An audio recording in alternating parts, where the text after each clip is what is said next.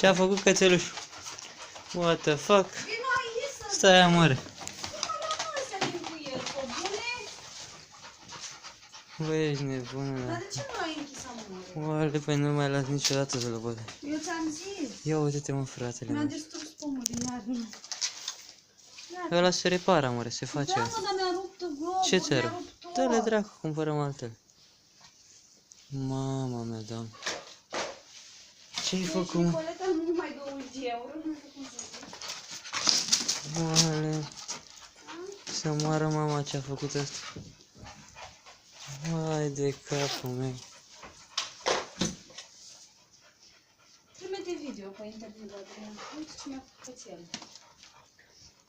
Oale, mama. Am mâncat și dulciuri ăsta, amore. Da, mă, am mâncat ciocolatele. Bă, să duce dracu să moare ăsta. Mama mea, doamne, ce a făcut aici? Păi Nu te uita, pune mâna așa din bună. cauza la ciocolate a făcut așa, amore. Pe bune. Ia uite ce fac. Pune mâna așa bună, mi-a rupt ăsta lui Angela, uite.